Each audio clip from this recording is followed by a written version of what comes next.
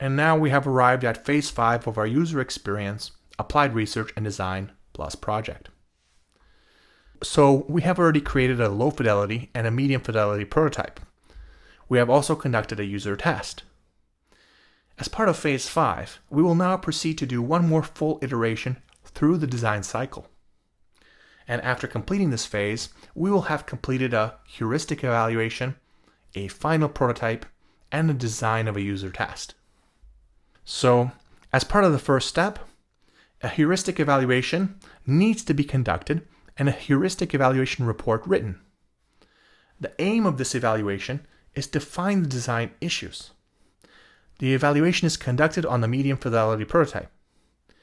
The evaluation involves coming up with a list of design violations, assessing severity, and then coming up with findings and proposing recommendations. Recommendations to fix the issues discovered need to be generated. Last, a heuristic evaluation report needs to be written.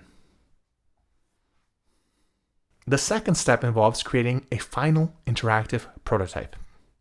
You have to think about findings and recommendations outlined in the previous step, and then come up with solutions to the problems outlined. Ideation, brainstorming, and sketching are all possible techniques one can use to come up with possible solutions. Then once you have an idea of the best solution, integrate them into the interactive prototype. Creating the last prototype isn't just about fixing issues identified by the heuristic evaluation, but it is also about ensuring that all of the basic screens and interactions that the users need to perform are addressed by the design. The interactions must be complete, meaning that pathways cannot lead to a dead end. The size of the design will depend on scope, but generally, try to aim for a prototype with about 6 to 12 main tasks, 15 to 30 main screens, and include configuration tasks, login, sign up, password change. Generally, you want to ensure all functionality is included that is necessary for a successful navigation of the design.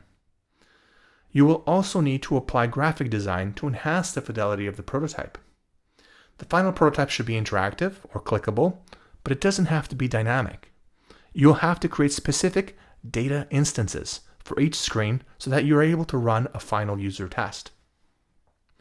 The third step involves designing a user test. The types of activities included in this step include specifying the target user population, specifying the recruitment process, writing the task instructions, writing any relevant questionnaires, and also preparing the consent forms. As part of this user test, there are 2 more considerations. First, new participants should be recruited. Reusing participants from the previous user test is not a good idea because they have seen the system before and have become familiar with the logic of the system. Therefore, they will more easily navigate the system without issue than a typical first-time user. Second, in terms of tasks to test, more than half of the tasks tested should be new tasks.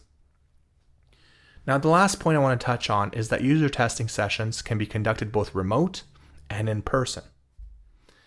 Remote testing sessions have the advantage of providing useful data through an efficient, streamlined, and quick process. Websites such as usertesting.com can provide central or even just supplementary research to a design project. If using remote testing sessions, it is important to choose a digital prototyping tool which allows for sharing of the interactive prototype online.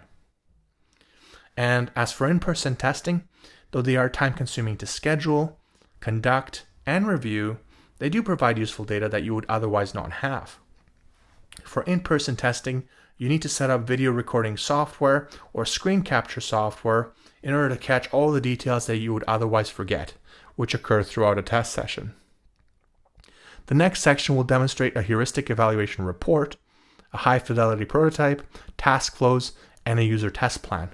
The demonstration will be a presentation of phase 5 of our design project.